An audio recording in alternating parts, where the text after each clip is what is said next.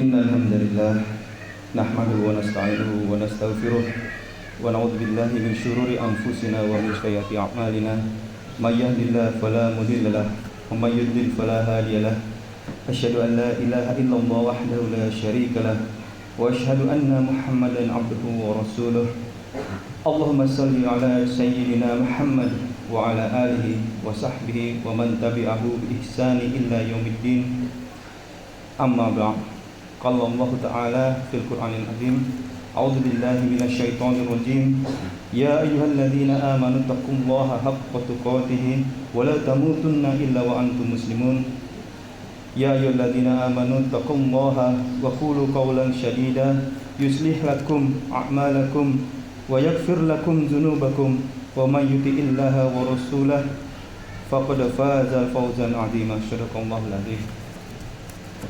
Alhamdulillah, marilah kita panjatkan hadirat Allah Subhanahu wa taala yang telah memberikan kita berbagai limpahan rahmat, nikmat, taufik dan hidayah sehingga kita mampu melangkahkan kaki kita untuk menghadiri sholat Jumat berjamaah di masjid yang kita cintai ini. Tak lupa salawat dan salam kita berikan, kita sampaikan kepada Nabi kita, junjungan kita Nabi Muhammad Sallallahu Alaihi Wasallam. Semoga kita termasuk di dalam mereka-mereka yang diberikan syafaat oleh beliau di yaumil akhir. Amin Allahumma amin. Setiap kali memulai khutbah, biasanya khotib memulai dengan syukur, puji syukur atas segala nikmat dengan ucapan alhamdulillah karena berbagai nikmat yang telah Allah Subhanahu wa taala berikan kepada kita. Karena memang ini adalah hal yang seringkali kita lupakan. Nikmat yang Allah berikan ini seringkali kita lupakan karena kita masih merasakannya. Seperti nikmatnya berjalan, nikmatnya melihat dengan jelas, dan berbagai nikmat lainnya. Ketika manusia bertambah usia, biasanya usia 30-an ke atas itu mulailah menurun kemampuan fisiknya. Seperti saya pribadi, misalkan dari duduk ke berdiri, punggung rasanya sudah mulai agak sakit, saraf kejepit misalkan, yang mana ketika muda dulu tidak pernah saya rasakan. Yang tadinya enak-enak aja dari duduk ke berdiri jadi rasanya ada sakit. Jadi di sini ada nikmat yang direnggut sedikit ya. Semakin tua, mungkin seperti bapak saya, berjalan sudah agak kesusahan berjalan, memakai sendal susah, mengenakan celana susah. Ada nikmat sehat yang diambil oleh Allah, yang mana itu belum kita atau seringkali kita lupakan ketika kita masih sehat. Maka dalam sebuah hadis diingatkan kepada kita untuk selalu bersyukur dan menjaga nikmat-nikmat yang Allah berikan. Ada 5 hal, sebelum datang 5 hal lainnya yang harus kita jaga, yaitu masa mudamu sebelum masa tuamu, kesehatanmu sebelum sakitmu, kayamu sebelum fakirmu, waktumu sebelum sibukmu, dan hidupmu sebelum matimu. Hadis riwayat Al-Hakim. Jadi dari 5 hal ini sebenarnya sudah mencakup keseluruhan kehidupan umat manusia.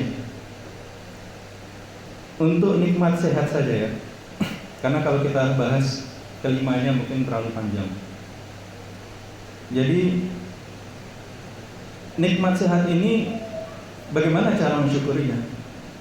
Ya kita bersyukur dengan memanfaatkannya untuk kebaikan. Karena mentang-mentang sehat kita gunakan untuk hal-hal yang kurang bermanfaat. Anak-anak muda yang sehat, semangat geloranya tinggi ya, semangatnya tinggi, tidak disalurkan dengan tepat, akhirnya kelitih misalkan. Ini adalah tidak hanya syukur tetapi kufur terhadap nikmat yang Allah berikan. Seharusnya digunakan untuk menuntut ilmu, mengaji, berdakwah, mengajak kebaikan, berbuat baik, menolong orang lain. Jadi Nabi Muhammad SAW menyampaikan kepada kita dalam hadis riwayat Bukhari, ada dua kenikmatan yang membuat banyak orang terperdaya, yaitu nikmat sehat dan waktu senggang. Jadi kadang kita kayak istilah zaman sekarang gabut nih, nggak ada kerjaan.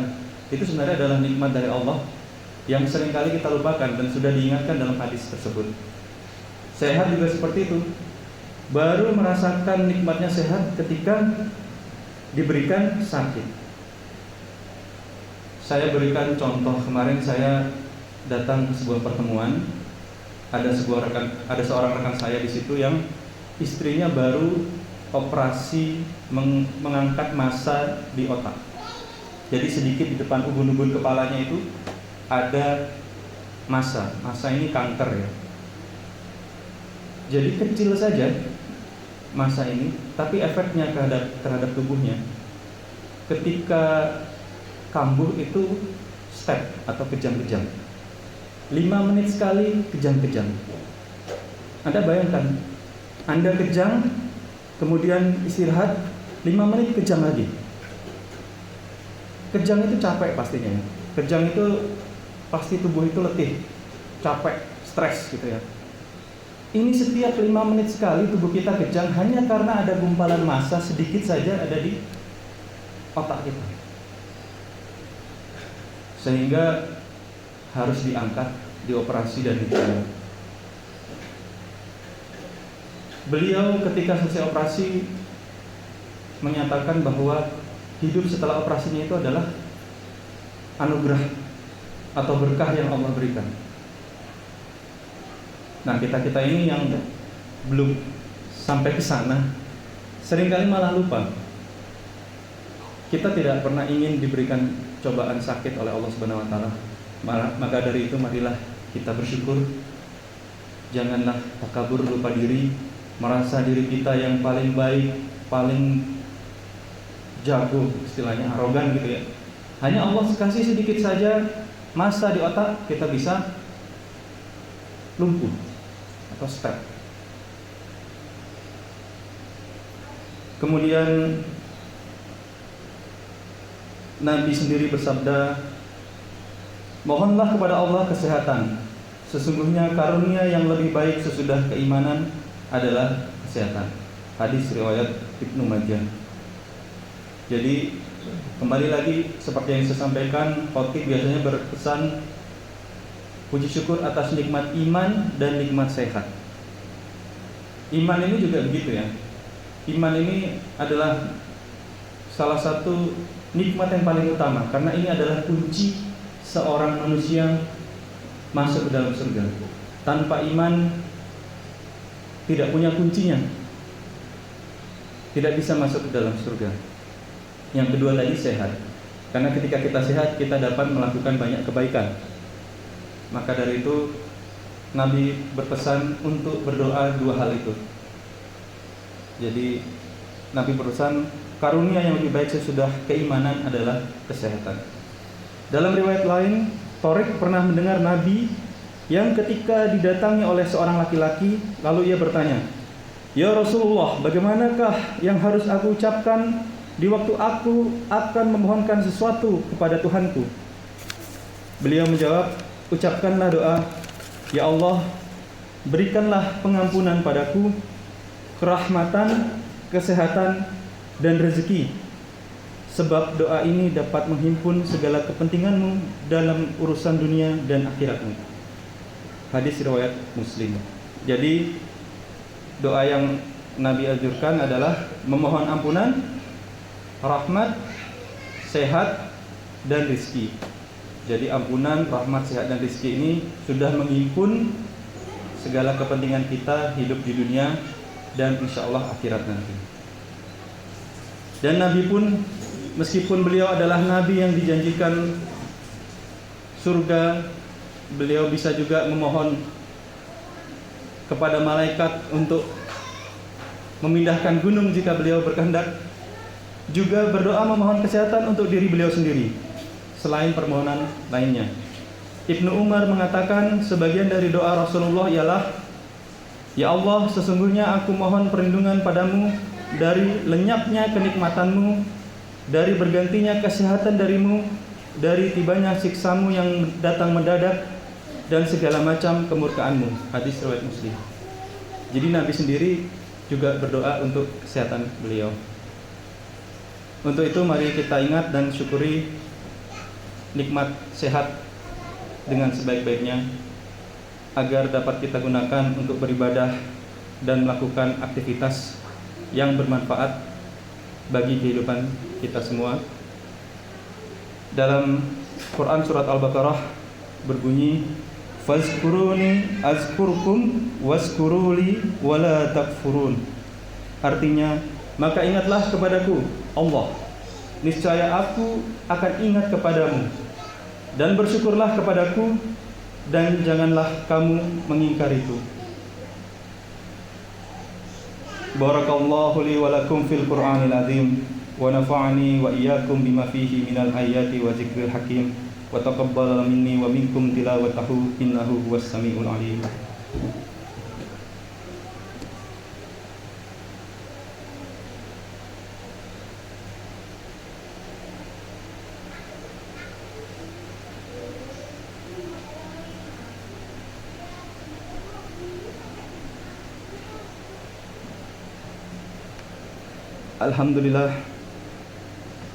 Alhamdulillahi wasyukuru lillah, wala haula wala quwata illa billah, wassalatu wassalamu ala rasulillah nabiyyina Muhammadin wa ala alihi wa sahbihi wa mawalah.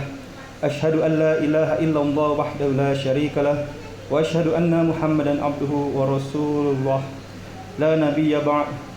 Amma ba'du, faya ibadallah ittaqullaha haqqa tuqatih wa faqad fazal muttaqun. Maha suci Allah yang di tangannya segala kerajaan, dan Dia Maha Kuasa atas segala sesuatu, yang menjadikan mati dan hidup supaya Dia menguji kamu, siapa di antara kamu yang lebih baik amalnya, dan Dia Maha Perkasa lagi Maha Pengampun. Al-Mulk surat ayat 1 dan 2.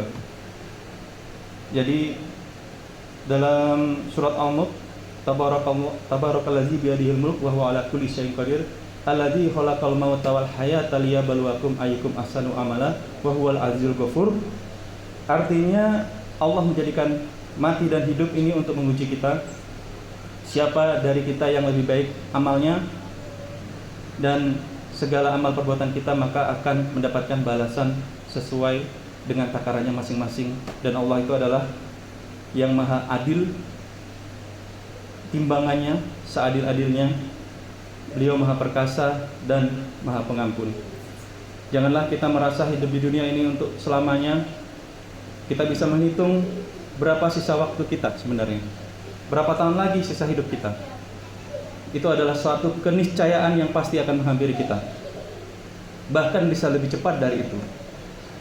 Istri dari junior saya, 4 tahun di bawah saya, 2 hari yang lalu berpulang di tol, berkendara malam, kecelakaan, berpulang.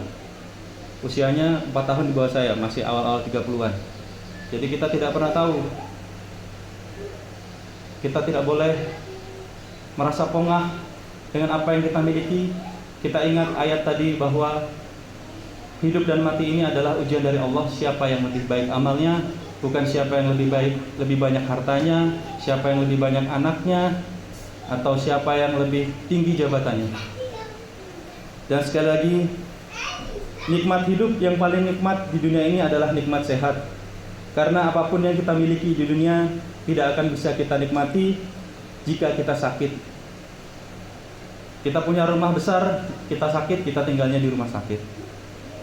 Kita punya uang banyak, mau makan makanan dibatasi karena tidak boleh makan ini dan itu. Raja yang kaya raya sekalipun ketika Allah berikan cobaan tidak bisa buang air besar saja, sudah percuma itu kekayaan raja tersebut. Di masa pandemi ini apalagi sehat menjadi sesuatu yang mahal harganya. Mulai dari corona biasa, Delta, Omikron yang sekarang seolah terus-menerus tiada henti. Maka dari itu nikmat sehat ini adalah salah satu berkah yang tiada terkira dari Allah Subhanahu wa taala kepada kita. Maka manfaatkanlah nikmat sehat ini dengan sebaik-baiknya. Jangan sampai kesehatan justru dimanfaatkan untuk melakukan sesuatu yang sia-sia dan tidak ada manfaatnya.